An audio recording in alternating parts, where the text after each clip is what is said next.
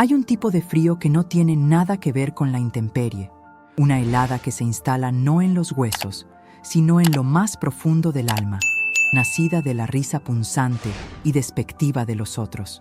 Aún cargo con ese frío, incluso ahora, cuando el sol de media tarde calienta los pesados cortinajes de esta habitación serena y confortable, y el único sonido es el tic-tac rítmico, casi sentencioso, del reloj de péndulo en el vestíbulo. Es el frío de la memoria, de 60 años despojados hasta reducirse a un único y humillante momento, en un vestido raído y parchado, de pie, descalza, sobre el porche de madera irregular de lo que llamábamos hogar. Ellos lo llamaban barraca, una monstruosidad, un monumento a nuestro fracaso, y cuando pronunciaban esas palabras, sus rostros no solo eran crueles, eran perfectamente vacíos, como si estuvieran discutiendo sobre un perro callejero o un montón de basura, y no sobre una niña con un corazón que sentía cada esquirla de su desprecio. ¡Ay, ellos! Ellos tenían sus ropas finas y sus carruajes lustrosos, sus bolsillos repletos de una plata que parecía reflejar la luz del sol con un brillo burlón.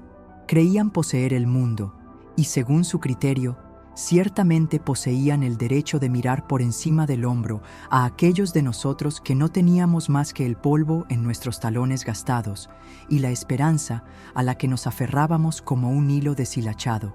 Pero se equivocaron. Se equivocaron de manera profunda y trágica en todo, pero me tomó una vida entera, una devastadora secuencia de pérdidas y triunfos silenciosos y desesperados, comprender la naturaleza de su error. Y cuando lo hice, la revelación no fue un estallido repentino de luz, sino un calor lento y amanecedor, una especie de verano interno que finalmente derritió ese viejo núcleo helado que habían creado. Yo soy el ara, y he visto la cara de la indigencia y la de la abundancia, pero solo una de esas cosas me salvó verdaderamente, y no fue la que ellos valoraban. Todavía puedo escuchar el eco de las niñas, hijas del dueño del molino y del banquero, sus voces finas y agudas, como el zumbido de los mosquitos, pero mucho más venenosas. Mira su vestido, Marta. Está remendado otra vez, como una colcha de la pobreza, y su cabello es opaco, como el polvo en el que duerme. ¿Acaso no sabe lavarlo bien? Se paraban al otro lado del camino fangoso, seguras tras la alta reja de hierro de la Academia para Señoritas, donde yo trabajaba con mi madre, fregando pisos hasta que mis manos estaban en carne viva y ampolladas, oliendo a lejía y sudor. Tenía 10 años entonces, con ojos que lo veían todo y una boca que estaba clausurada por el pesado candado de la vergüenza. La vergüenza es una carga agotadora, un manto tejido con los juicios de otros, y pesa más que cualquier labor física. Cada mañana rezaba por la invisibilidad, porque la tierra me tragara entera solo por la duración del trayecto hasta la puerta de la academia. Mi madre, bendito sea su corazón cansado, me decía: ignóralas, gorrioncito. Sus palabras son solo viento. Pero el viento puede traer un vendaval, y esas palabras carcomieron los cimientos de mi autoestima hasta que me sentí tan frágil como arcilla seca. Empecé a creerles. Internalicé sus burlas, aceptando el decreto de que la pobreza no era solo una condición, sino un fracaso moral, una señal visible de que éramos menos merecedores, menos humanos. Esta creencia, esta mentira insidiosa, fue la primera cadena forjada alrededor de mi espíritu, y fue quizás la carga más pesada que jamás llevé. El recuerdo de sus rostros, perfectamente maquillados, perfectamente burlones, fue lo que me impulsó durante décadas. Una forma perversa de motivación, una necesidad arraigada de demostrarles que se equivocaban en sus propios términos. Yo quería los vestidos de seda, el carruaje brillante, la cuenta bancaria que silenciara su risa burlona para siempre. Quería arrojarles su riqueza en sus caras, mostrarles que la niña del tugurio podía erguirse más alta que sus preciadas hijas. Pero perseguir su definición de valor es como perseguir el horizonte. Nunca lo alcanzas por completo, y la persecución te despoja de todo lo que realmente posees. El verdadero punto de inflexión, el momento que fracturó mi visión del mundo por completo, no llegó con un golpe de suerte en la lotería o un benefactor acaudalado, sino en una noche tan sombría y dolorosa que hasta las estrellas parecían haber abandonado el cielo. Mi padre, un hombre cuyas manos eran rudas pero cuyo corazón era tan suave como un campo de algodón, había sucumbido a la fiebre. No teníamos dinero para el médico, ni recursos para la medicina, y su último aliento fue exhalado en esa misma barraca humilde, rodeado de la única riqueza que teníamos: nuestro amor, nuestro dolor y una abrumadora y aplastante sensación de impotencia. Mientras me sentaba allí, sosteniendo la mano de mi madre, la lluvia golpeando con un ritmo desolador el techo de hojalata corrugada, el pensamiento me golpeó con la fuerza de un impacto físico. Todo el dinero del mundo no podría devolverlo. Todas sus posesiones finas no podrían detener este dolor. Era una simple realización, elemental en su verdad, y sin embargo, cambió el eje de mi universo. La moneda que ellos usaban para medir mi valor era absolutamente inútil frente a la muerte y el sufrimiento humano real. Su oro no podía comprar un solo latido adicional, ni podía calmar el vacío hueco que de repente se había abierto en mi pecho. Y en ese silencio aterrador y desolador, un susurro, una suave convicción, comenzó a formarse. No una voz que escuché con mis oídos, sino un sentimiento que impregnó el mismo aire que respiraba. Era el comienzo de mi viaje hacia la comprensión de que la verdadera definición de riqueza no se guardaba en un libro de contabilidad, sino en una economía completamente diferente, una donde la gracia era la mercancía y la esperanza era la única inversión esencial. Las niñas que se burlaron de mí eventualmente enfrentarían sus propias bancarrotas, pero la mía ya había sucedido, y me había abierto una puerta que nunca supe que existía. Esta puerta, que se alejaba de la búsqueda de su aprobación efímera, era la posesión más valiosa que jamás encontraría, y el recuerdo de su risa cruel de repente se sintió distante, una fotografía descolorida de una vida que estaba comenzando a dejar atrás. Solo necesitaba aprender a caminar a través de ella sin mirar atrás. Esa caminata, se lo aseguro, fue mucho más difícil que fregar pisos. Cuando la muerte despoja tu vida, te obliga a reevaluar cada posesión, cada aspiración, cada pequeña miseria. Tras el adiós de mi padre, la barraca se sintió más grande y al mismo tiempo infinitamente más sofocante. La risa de aquellas niñas, las que se burlaron de mi pobreza, no se detuvo. Simplemente se transformó. Ya no era un zumbido exterior, sino un eco corrosivo dentro de mi propia mente. Una voz que me recordaba a diario: no eres suficiente. Siempre serás la que no pudo salvar a su padre. La pobreza es tu destino. Este demonio interno me empujó hacia una ambición que rayaba en la desesperación. Yo había visto que el dinero era impotente ante la muerte. Sí, pero también era el único escudo contra la humillación en vida. Y yo estaba cansada de estar expuesta. Decidí que si no podía comprar la inmortalidad, compraría el respeto, el silencio de los demás y, sobre todo, la paz de no tener que inclinar la cabeza ante nadie. Mi madre, con su fe tranquila, intentó guiarme. Me decía que el Señor había provisto a los gorriones y que también nos proveería a nosotros, que debíamos cultivar el jardín del alma. Pero yo veía el jardín del alma como una tierra yerma en comparación con los jardines bien cuidados de la academia. Yo quería frutos tangibles, no metáforas. Quería la promesa de que la próxima fiebre, la próxima mala cosecha, no nos arrastraría de nuevo al abismo. Así comenzó mi doble vida. De día, seguía a mi madre, fregando el mármol frío y puliendo la plata ajena, absorbiendo en silencio los detalles de la vida opulenta. Aprendí a distinguir entre la seda buena y la mala, entre la porcelana inglesa y la imitada, entre la cortesía forzada y el verdadero desinterés. Y por las noches me convertía en otra persona, una especie de ladrona de conocimiento.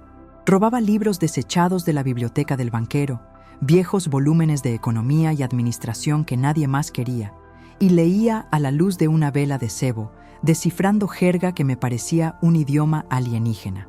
No buscaba entretenimiento, buscaba el código, la clave secreta que abría sus bóvedas. Este período de mi juventud estuvo marcado por una tensión psicológica agotadora, un tira y afloja entre la piedad sencilla de mi madre y la urgencia material que me consumía. Recuerdo una tarde, el momento preciso de la fisura. Yo tenía 17 años y había logrado ahorrar unas cuantas monedas, centavo a centavo, cosiendo botones y doblando sábanas. Había comprado un pañuelo de encaje, pequeño, discreto, pero lo suficientemente caro para ser un lujo impensable. Lo puse sobre mi cabeza un domingo, sintiéndome por primera vez no invisible, sino presente. Caminé a la iglesia, erguida. Al salir, me encontré de frente con Cassandra, una de las niñas burlonas, que ahora era una señorita aún más alta y estilizada. Ella se detuvo, no para reír, sino para examinarme con esa mirada clínica y condescendiente. Su labio superior se curvó ligeramente y en lugar de insultarme, me dijo con voz grave y perfectamente modulada: Elara, qué gusto verte. Parece que estás prosperando. Pero, ¿sabes? El encaje de Bruselas que llevas se nota que es una imitación barata. El verdadero tiene una urdimbre distinta, más delicada. No te esfuerces tanto, no vale la pena. Y se fue, dejando tras de sí un rastro de perfume caro y una humillación que era 1000 veces peor que una risa abierta. Su desprecio no era ruidoso, era sutil, quirúrgico, diseñado para recordarme que, sin importar cuánto ascendiera, siempre conocerían la diferencia entre mi esfuerzo y su herencia. Ese fue el gatillo.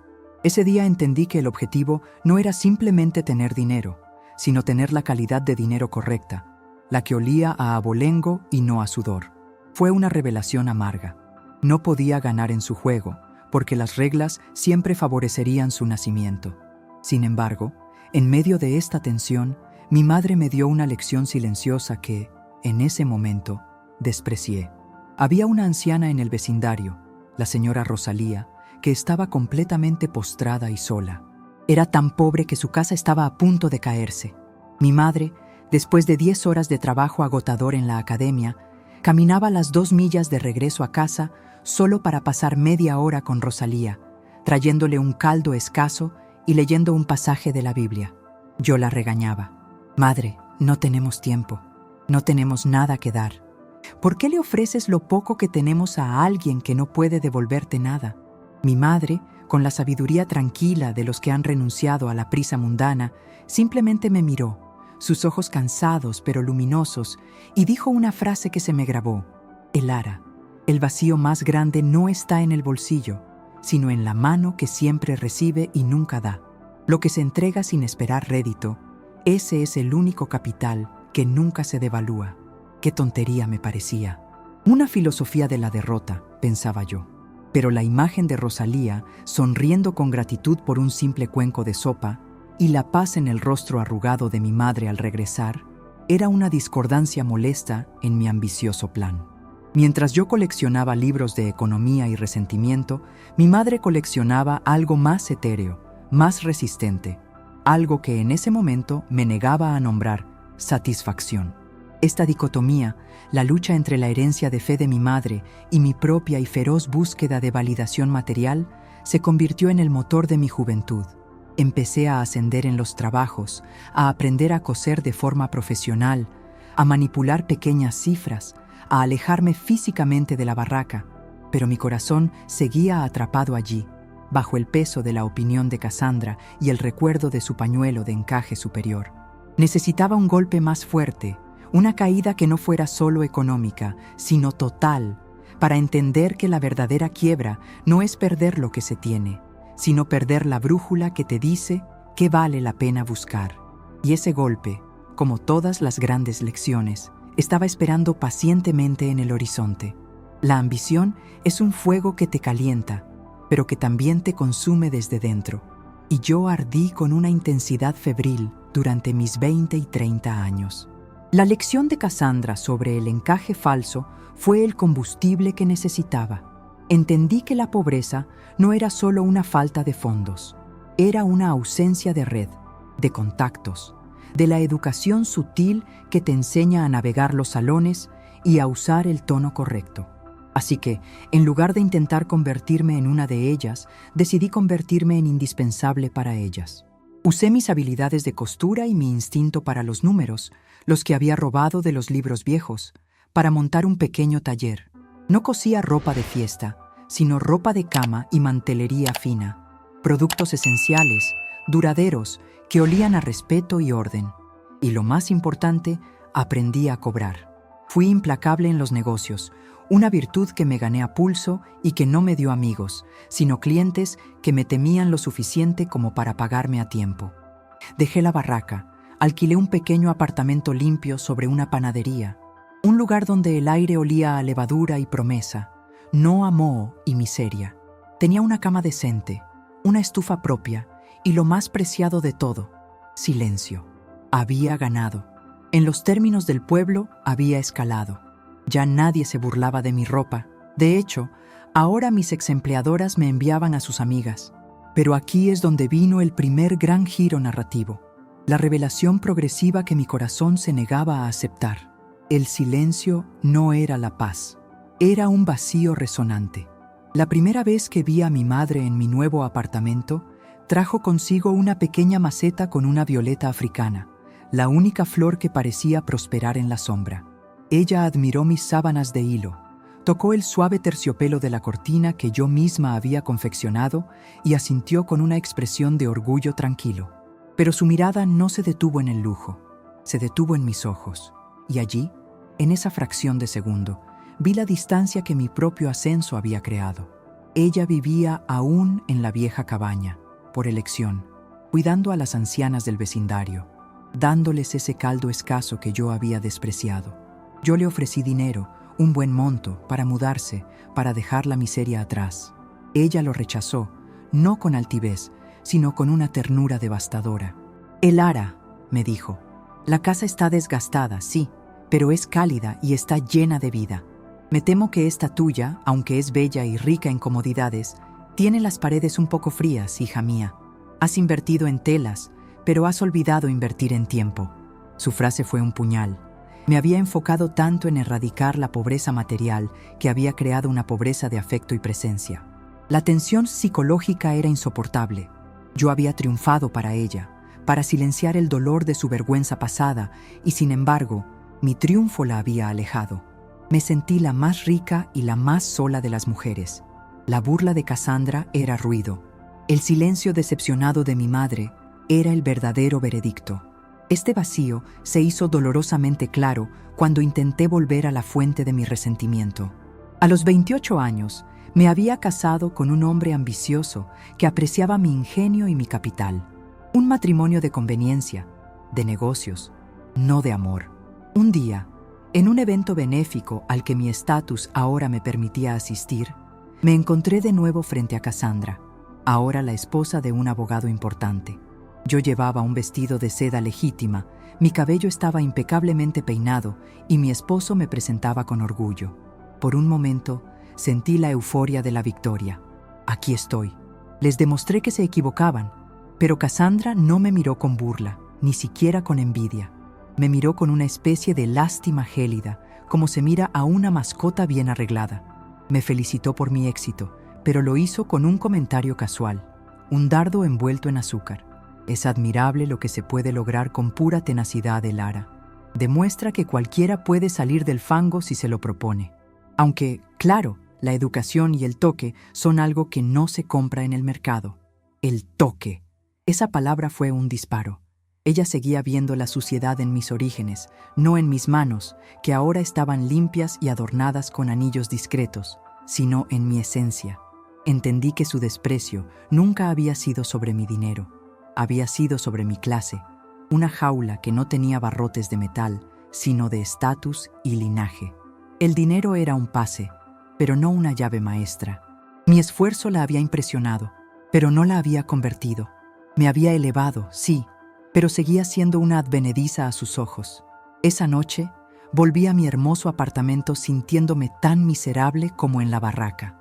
Mi esposo estaba ocupado con sus libros de contabilidad y yo estaba sola con mis joyas y mi fracaso.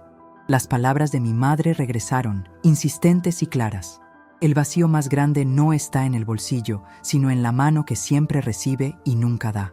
Había estado toda mi vida recibiendo los golpes de la burla, y mi respuesta había sido acumular para protegerme, nunca dar libremente. Mi corazón era una bóveda llena de resentimiento y oro, pero vacía de esa satisfacción que vi en el rostro de mi madre. La revelación fue que, al perseguir su riqueza, yo había adoptado su misma pobreza, la pobreza espiritual. Había ganado la batalla por la subsistencia, pero había perdido la guerra por la alegría.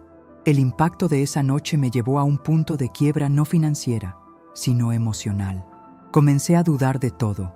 ¿Para qué servían estas paredes de seda y estos armarios llenos si no podían llenar el agujero negro que la condescendencia de Cassandra había reabierto? El verdadero capital, me di cuenta, no era transferible ni visible a simple vista. Y si Dios realmente había intentado mostrarme la verdadera riqueza, yo lo había ignorado sistemáticamente, cegada por el brillo del oro que tanto me costó conseguir. La brújula que mi madre me había dado estaba rota, no por el uso, sino por mi obstinada negativa a leer sus coordenadas. Necesitaba un cataclismo, algo que me obligara a soltar las riendas de mi vida y a mirar hacia arriba, a pesar de que siempre había confiado solo en la fuerza de mis manos. Y la providencia, o el destino, tiene maneras muy dramáticas de darnos esas lecciones. El destino, cuando decide enseñar una lección, no utiliza susurros, emplea cataclismos. Yo había pasado 20 años construyendo una fortaleza de telas y facturas pagadas, creyendo que la seguridad residía en el volumen de mi inventario y el equilibrio de mi cuenta bancaria. Pero la verdad es que la ambición sin cimientos morales es un castillo de naipes. Mi esposo, el hombre que me había ayudado a ascender y que había validado mi implacable sed de progreso, era, en última instancia, tan vacío como la etiqueta de encaje que había anhelado. En mi deseo de rodearme de la riqueza que me protegiera de la burla, elegí la apariencia sobre la sustancia. Su abogado, un hombre que parecía tallado en ébano y hielo, me informó que el negocio que habíamos construido con tanto esfuerzo, mi negocio, basado en mi talento y mi sudor, pero financiado con el crédito de su nombre, no existía legalmente como mío. Las deudas de mi esposo por apuestas y malas inversiones eran montañas, y cuando la tormenta financiera llegó, él simplemente recogió lo poco que pudo y desapareció, dejándome no solo sin un centavo, sino con la responsabilidad moral de pagar a los empleados y proveedores que yo misma había contratado. Fue una traición tan absoluta y tan fría que la humillación de la niñez palideció en comparación. Aquello no era solo pobreza, era ruina, deshonor. De repente, a mis 42 años, no solo estaba sola, sino que estaba en deuda, viviendo en un cuartucho sin calefacción, con mis manos, una vez tan expertas en coser seda, ahora rígidas y temblorosas por la vergüenza. El derrumbe fue total, físico y psicológico. La tensión acumulada durante décadas explotó en mí como una mina. Ya no había un propósito para el resentimiento. Ya no había un objetivo material por el cual luchar. Me senté en el suelo frío de esa habitación prestada, con la cabeza enterrada entre las rodillas, y las lágrimas que no había permitido caer desde la muerte de mi padre se derramaron en un torrente amargo. No lloraba por el dinero. Lloraba porque me había probado a mí misma que las burlas de Cassandra eran ciertas. Era, después de todo, una fracasada, alguien que no sabía cómo mantener la riqueza. Y en mi momento más vulnerable, el gatillo mental de la desesperación me llevó a considerar el fin, la rendición total ante la vida. ¿Para qué seguir? Había luchado contra la pobreza solo para que ella me encontrara de nuevo, ahora con una sonrisa aún más cínica. En ese abismo, mi mente regresó, por primera vez sin juicio, a la imagen de mi madre en la barraca, leyendo la Biblia a la luz parpadeante de una vela. Recuerdo un flashback vívido. Le pregunté una vez, de niña, ¿por qué seguía rezando si Dios nunca nos daba dinero? Ella se rió, una risa clara y dulce, y me dijo, Dios no es un banquero, Elara. Él da cosas que el banquero no puede tocar. Nos da fortaleza para soportar la burla y un propósito para cuando la burla termina. Esa frase resonó ahora con una potencia que desafiaba toda lógica. Yo había obtenido la fortaleza, sí, la tenacidad del lince, pero había fallado en encontrar el propósito, porque lo había buscado en el lugar equivocado. La burla de ser pobre había sido el látigo que me había obligado a moverme, pero al equivocarme de destino, había caminado en círculo, solo para terminar donde empecé, aunque con el alma más magullada. La única opción coherente y satisfactoria que me quedaba era el regreso al origen, a la fe sencilla que mi madre había mantenido como un faro. No volví por ayuda financiera, volví por la única moneda que sabía que mi madre poseía en abundancia y que yo había despreciado, el capital de la gracia. El viaje de regreso fue la caminata más larga de mi vida. Cuando llegué a la vieja barraca, estaba en peores condiciones que nunca, pero el jardín alrededor estaba lleno de vida y el aire olía a caldo de pollo y esperanza.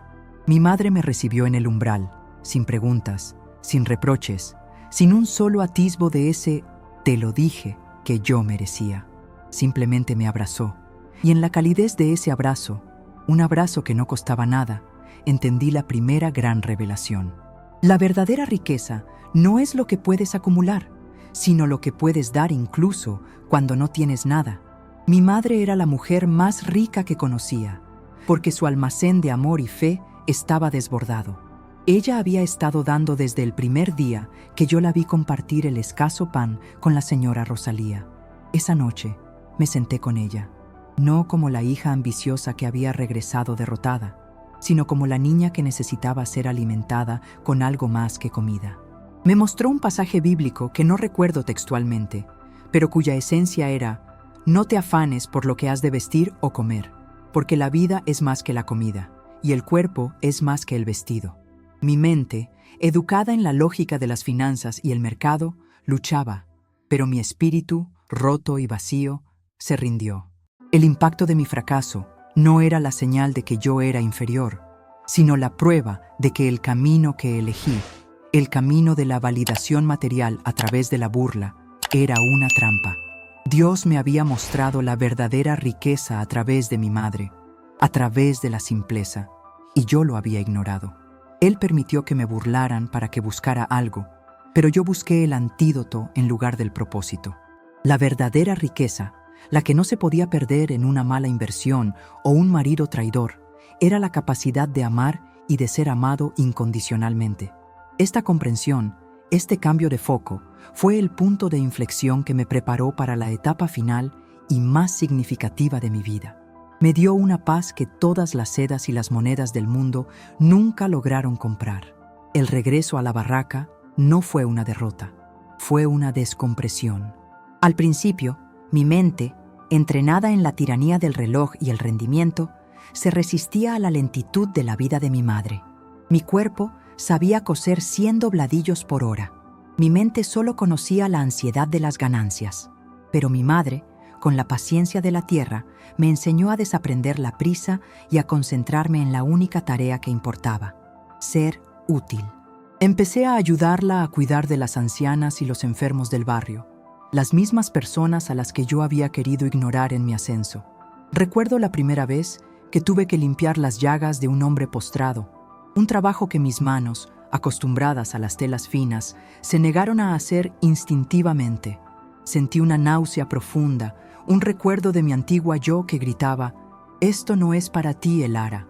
Tú vales más que esto». Fue una batalla interna, una lucha encarnizada entre el orgullo y la humildad. Pero entonces vi el rostro de mi madre, concentrada, sin asco, solo con una profunda dignidad al servir, y me obligué a imitarla. Y en el momento en que mi mano tocó la piel enferma de ese hombre, algo se quebró dentro de mí, el último muro de mi vanidad. En lugar de asco, sentí una punzada de conexión, una oleada de empatía que era más cálida que el terciopelo y más valiosa que cualquier anillo.